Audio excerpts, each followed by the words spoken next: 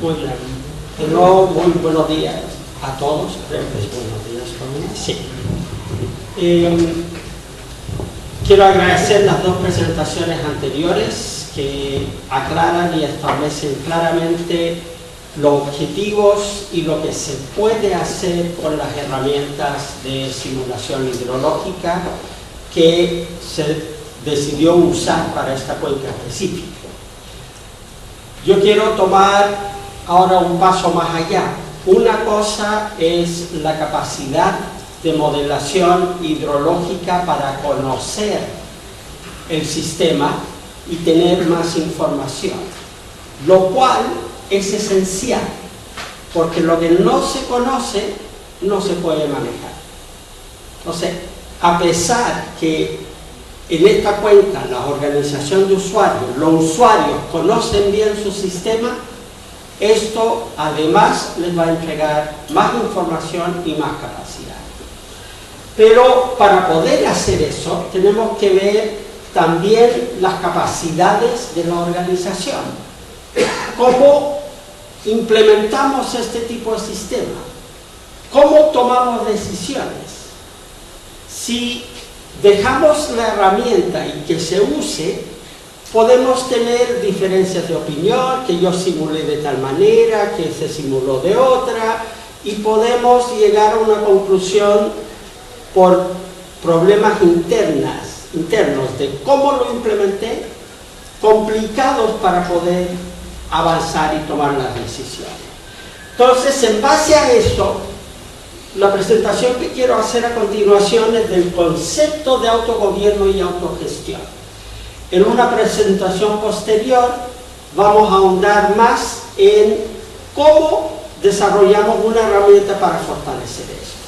El concepto de autogobierno y autogestión recoge el mandato que les da a las organizaciones de usuarios el Código de Aguas para gestionar las aguas a nivel de fuente natural, superficial o subterránea y también fuentes artificiales.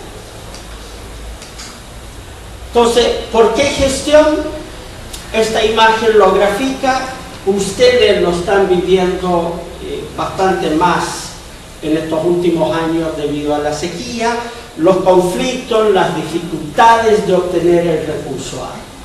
Y acá quiero compartir con ustedes el origen de la palabra rival, la rivalidad. Si uno busca el origen de la palabra rivalidad, viene del latín. Esa es la primera fuente del derivado para la palabra en español e inglés. Y la palabra latín rivalis se refiere a aquellos que comparten un río, una fuente de agua. Entonces, ¿de dónde surge el concepto de rivalidad? De la necesidad de compartir y usar entre varios el agua. Por lo tanto, la necesidad de gestionar, la necesidad de tener mecanismos, herramientas que nos permitan manejar el agua, evitando este tipo de conflictos, no es nuevo. Se pone más serio en épocas de sequía, se baja la urgencia en otras épocas, pero siempre está presente. Ahora, ¿cuál es el modelo nuestro en Chile? Y es un modelo que lo ha adoptado más de 50 países a nivel mundial. Es un modelo de gobernanza bipartito. Tenemos una gobernanza pública, nacional, y una gobernanza local a nivel de las organizaciones de usuarios. Este tipo de modelo, la gestión local a cargo de las organizaciones de usuarios, en nuestro país no es nuevo, es histórico, viene de épocas de la colonia. Por lo tanto, el formalizar las decisiones de inversión, formalizar cómo manejan las aguas, les permite más atribuciones y más claridad de cómo pueden gestionar. Entonces, el concepto que quiero transmitirles no es tenemos que gestionar el recurso hídrico, sino se tienen que autogestionar y autogobernar. No es juntarnos para tomar una decisión de cómo distribuyo el agua, es mucho más que eso. Y este autogobierno, autogestión está reconocido y entregado por el Código de Aguas en una serie de artículos que ustedes probablemente conocen más, y derechamente a las organizaciones de usuarios de aguas, que son las juntas de vigilancia, las asociaciones de canalistas, comunidades de agua superficial y subterránea. ¿Por qué? ¿Cuáles son las claves para la gestión o para poder hacer esta delegación de atribuciones, funciones a las organizaciones de usuarios? Primero, son los que tienen más conocimientos de la realidad. Son ustedes los que viven día a día, que tienen más información que les permite tomar mejores decisiones. Partamos con un debate histórico.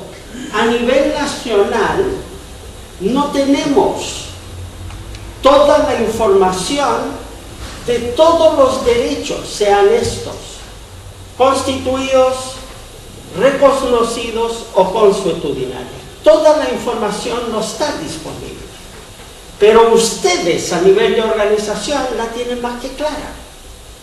Tienen que repartir las aguas y eso vienen haciendo hace años.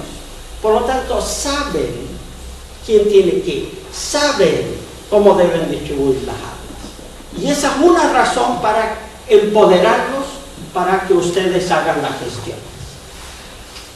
Además, se conocen entre sí, saben lo que va a ser aceptable para el grupo que estamos dentro de la organización. Y eso es importante. Yo puedo tener distintos instrumentos, algunos muchos mejores que otros, pero hay algunos que pueden ser mejores que no van a ser aceptados.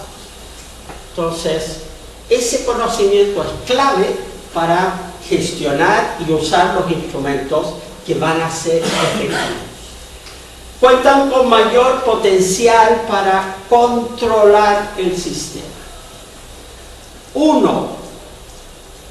Una de las funciones importantes de las organizaciones es asegurar que las aguas se distribuyan de acuerdo a derecho, de acuerdo a lo que estableció la organización de usuarios.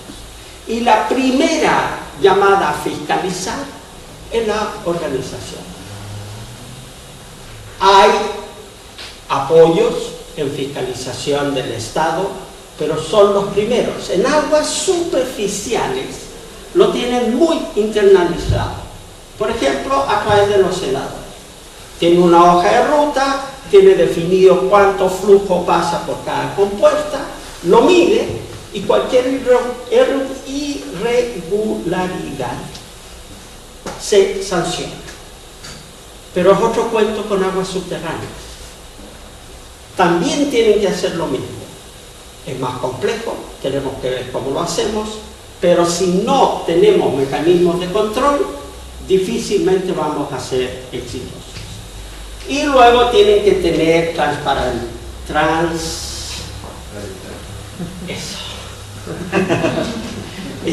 para que todos sepamos las decisiones, los manejos y evitemos conflictos por percepciones. Las percepciones son siempre válidas, pero se originan por un conjunto de información distinto entre los distintos grupos. ¿Qué más? ¿Cuáles son los beneficios de que las organizaciones se empoderen, se profesionalicen, adopten herramientas que les facilite la gestión?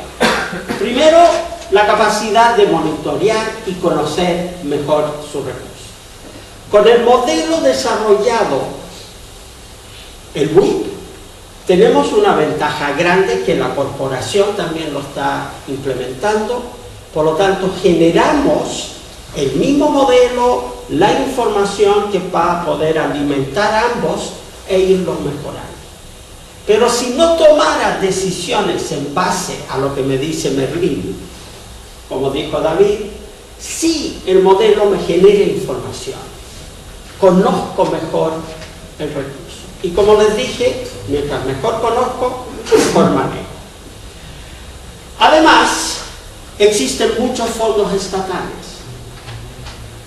Están disponibles para poder mejorar el conocimiento. Para mejorar, porque si yo tomo el WIP y lo dejo como está, sin meterle nueva información, la calibración va perdiendo validez. Por lo tanto, hay que continuamente alimentarlo. Y necesitamos metodologías, herramientas, tecnologías para alimentarlo. Como ya les dije, la capacidad de controlar las extracciones, evitar perjuicios por sobreexplotación de las fuentes, en particular de los acuíferos, que ocurre en muchas de las cuencas. También solución de conflictos. En este último punto quiero también recalcar la necesidad de que el primer ente que sea de mediador entre conflictos debe ser la organización de usuarios. Son los que se conocen, excepto cuando el conflicto es del usuario con la directiva. Pero conflictos entre usuarios de una organización recurran a su organización. Luego hay otras etapas que podemos buscar fuera de la organización si la resolución no es adecuada. Pero en esto hay que fortalecerlos, hay que resolver conflictos y los que mejor pueden hacerlo son ustedes, nuevamente. ¿Qué es lo que se busca al final? Una verdadera eficiente gestión de aguas superficiales y subterráneas. En la presentación de Damaris nos mostró los impactos superficial-subterráneos. En la modificación del código del año 2005 se amplía la responsabilidad de la Junta de Vigilancia a incorporar las aguas subterráneas. ¿Por qué? Porque no son independientes. Lo que yo hago superficial afecta a la subterránea y viceversa. ¿Cómo lo afecta? Es difícil de verlo. Los modelos nos apoyan mucho. Y puedo generar muchos beneficios hidrológicamente productivos, económicos, al considerar esa interrelación. Protección y sustentabilidad de los recursos, eso es otro beneficio importante, y a través del autogobierno y autogestión lograr la participación de todos los usuarios. Uno evidencia, y ustedes, que ante las convocatorias a reuniones, asambleas, nos vemos siempre las mismas caras. Entonces hay que mejorar la participación, hay que mejorar la motivación para que participen, que aprovecho de pasar un aviso. La participación no es opcional, es un deber que hay que implementar, y sin participación no vamos a poder avanzar. ¿Cuáles son las condiciones? Rápidamente, uno, reconocimiento legal, lo tenemos en el Código de Aguas. Una descentralización en la toma de decisiones también está entregada legalmente a las organizaciones de usuarios.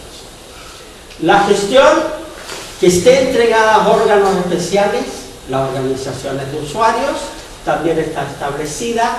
Reducción del ámbito público en esa instancia, que también está claramente delimitado los deberes y derechos de las organizaciones y los deberes de la institucionalidad pública. ¿Cuáles son los apoyos?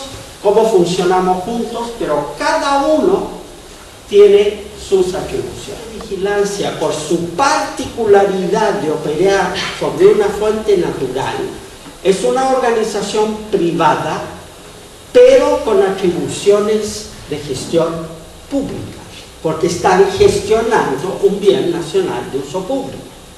Y eso es importante de tenerlo claro al momento de tomar las decisiones. No aplica lo mismo a las asociaciones de canalistas y comunidades de agua, porque operan sobre fuentes artificiales. Cumplen una función pública. ¿Y cuáles son los desafíos? ¿Cómo seguimos? ¿Cómo logramos esto? Uno, la necesidad de profesionalizar las juntas, comunidades y asociaciones de canalistas. Esto no significa encarecer la gestión de la organización, sino aumentar las capacidades, mejorar las competencias, porque cuando uno se integra a estas asociaciones, organizaciones, uno, en general, en esta cuenca es agricultor, a eso me dedico. Y ahora me tengo que sentar a tomar decisiones, ver modelos hidrológicos. Y ya algunas de esas cosas me pasan por encima. Entonces, tenemos que tener desarrollo de competencias, desarrollo de capacidades y apoyo de profesionales para poder ayudar. Instaurar la capacidad reguladora interna, empoderémonos, generemos los mecanismos que me den confianza en la directiva, en la administración, para poder avanzar. Incorporar a todos los usuarios de la cuenca, todos. Aquí muchas veces uno escucha o lee organizaciones de regantes. Bueno, puede ser que en una comunidad, en una asociación de canalistas sean solo regantes, pero a nivel de una junta no son solo regantes. Tenemos agua potable, tenemos los APR, en algunas cuencas tenemos generación eléctrica. No puedo hacer una gestión mejor, óptima, si no tengo a todos sentados en la mesa. Si no converso con ellos, vamos a generar las dificultades que en muchas ocasiones hemos vivido. No es trivial, hay elementos que tenemos que tomar decisiones. Si incorporamos a los no consultivos, el peso relativo de cada uno. ¿Cómo incorporo la subterránea? A través de comunidades. Entonces, hay elementos que hay que definir. Y, por último, esto no es tan importante a nivel de esta cuenca, pero hay que revisar la situación de seccionamientos. Y acá quiero felicitar a los dirigentes que son visionarios, generando una organización que integra a todas. Eso no existe en otra cuenca.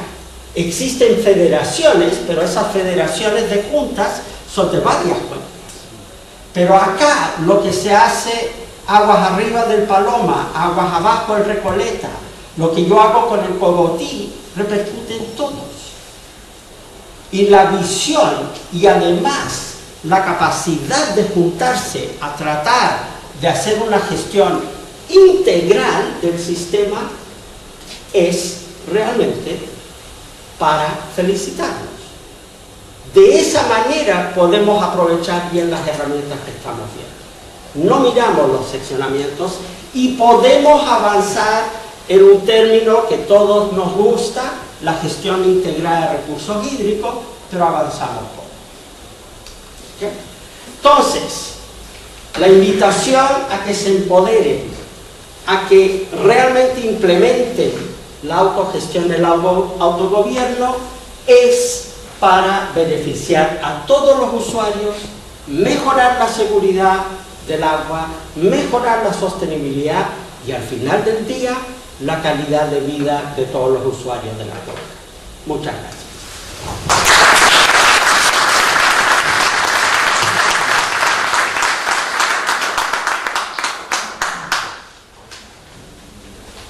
¿Preguntas? Ofrece la palabra para alguien si tiene alguna consulta a cualquiera de los tres expertos. Para los tres, sí. Sí, señor. Era para Tavares y David. La información que ustedes ingresan a WIP, ¿qué la valida?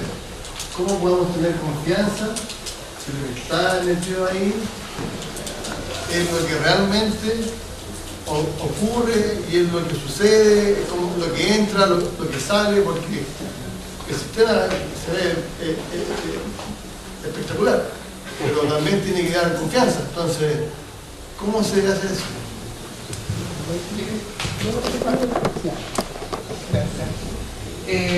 Sí, buena pregunta, pero hay mucha estadística oficial. Partamos de eso. O sea, la mayor parte de las estadísticas que entran aquí al WIP son estadísticas oficiales de la DGA o de la Dirección Meteorológica de Chile o de las empresas de Bogotá. Todo lo que está ahí está visible, además. Todo se puede ver, se puede revisar, se puede confirmar, no hay nada oculto. O sea, tú puedes ir y están, eso es la gracia de esto, que están todas las bases de datos ahí. ¿Existe la instancia donde los usuarios, las organizaciones de usuarios validen la información en algún momento? De hecho, ellos son los que entregan mucha información. Uno trabaja con la información que ellos entregan, por ejemplo, de cómo operan sus canales, de cuáles han sido las estadísticas de los canales, las estadísticas de desmarque, son las que provienen de las organizaciones. Pero existe el procedimiento, que por lo menos haya una firma que ya, ok, porque puede ser un correo para allá, pero que exista un procedimiento que esté... Una obligación formal. Mira, no tanto como eso, nosotros no, después va a contestar David, pero lo que a nosotros nos interesa es ser lo más realistas posible en la información que entra, porque es la única forma de que podemos calibrar un modelo. Entonces no estamos fijando la más casi que no lo hacemos así. Sí. Con respecto a esa pregunta, y también la encuentro que es súper válida y debería quedar también establecida de alguna manera, sobre todo para todo lo que se ocupe como regla de operación o de previsión a futuro. Entonces eso podría quedar de alguna manera en los reglamentos que se está generando en el proyecto. Y como decía Damaris, toda la información que está en el modelo, o sea, uno se mete al modelo y la puede bajar toda, la puede ver toda, la puede cotejar con información oficial, que bueno, y que es la misma básicamente. Pero para tranquilidad de todos los regantes, podría quedar estipulado en algún tipo de reglamento que la regla de operación es la que se ocupa actualmente por la Junta o por la CACER, y que los datos son los oficiales entregados por la DGA o incluso por el SEASA y por otras organizaciones públicas que es de donde sacamos nosotros los datos. Así que podría quedar en verdad estipulado en un documento para mayor tranquilidad. Siguiendo y ahondando un poco lo que decía Damaris y David, tu pregunta es clave. Si yo tengo una herramienta que con el potencial que nos mostraron, pero no estoy muy seguro si está realmente representando la realidad, no me va a servir mucho porque no le vamos a creer y no la vamos a usar.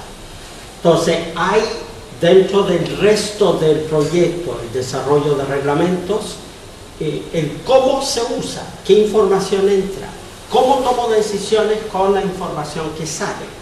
Entonces, así evitamos arbitrariedades de que me meto cierta información para que me dé el resultado que yo tengo.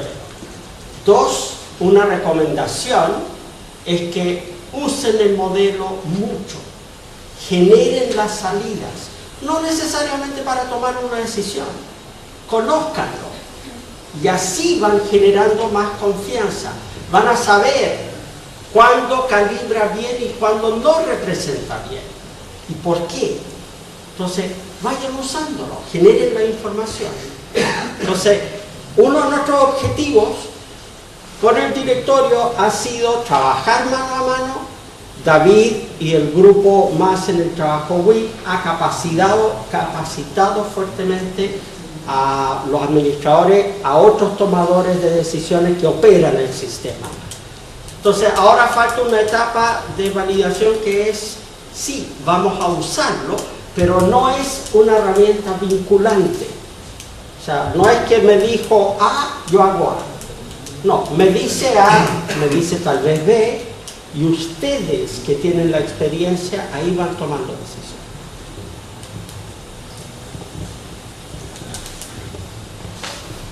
Quería hacer una consulta. ¿Don Guillermo usted? Sí. No, yo soy Fidel Salinas, soy de la comuna de Monteparque, soy secretario de unos regantes, que son como 300 regantes, pequeños productores, pero a mí me quedó un poco y no quise comentarle lo que decía usted de la participación. Yo creo que el mejor insumo de información siempre es la gente. La participación es muy importante. Nosotros estamos trabajando con SEASA, tenemos un trabajo que estamos haciendo allá en Montepacha sobre el tema de microorganismos nativos, sobre el tema de cómo ocupar las plantas, ocupen menos agua, saber cuánta agua se ocupa, y eso nosotros como organización siempre las cosas que hacemos, por eso que yo era el tema de participación, siempre las reuniones pueden todo. O sea, no solo los que están ahí en el tema de participación, todo dentro, puede ir hasta un joven, la escuela, los estudiantes, mujeres, temporeras, todo puede ir.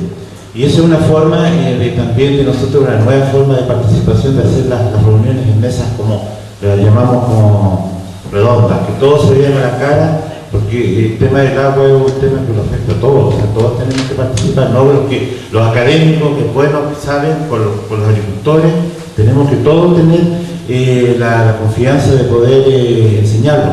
La agricultura también hay mucha sabiduría, enseñanza, anécdota, que ellos saben cómo ellos han logrado pasar los años, los ciclos de 5 años de sequía, y hoy día siguen haciendo agricultura. Yo rescato lo que dice usted, la participación. Yo creo que a lo mejor en los seminarios que se hacen, acercarlo más también a la comuna, llegar a lo mejor en el campo, hacer algo provisorio, no sé, parar alguna malla rachilla, hacerlo con los agricultores, que los agricultores se sientan que no solo están solos ellos enfrentando la sequía, también hay académicos, ahí está el instrumento del Estado. Nosotros estamos haciendo eso, llevando, se hace, es difícil llevarla allá, pero estamos allá, el día 5 tenemos un taller allá en el Panchi, está todo invitado, no hay ninguna restricción, y yo creo que eso, me gustó la participación. Hay que motivar las escuelas, los jóvenes. Nosotros estamos trabajando muy fuerte con las escuelas también, con las mujeres, las temporeras, los gremios del comercio, los agricultores, los empresarios, todos somos parte de cómo utilizamos mejor el agua. Así que me quedé con eso de la participación, muy buena la intervención suya. Muchas gracias. Gracias por el comentario. Qué mejor manera de recalcar la importancia de la participación. Los felicito por la iniciativa.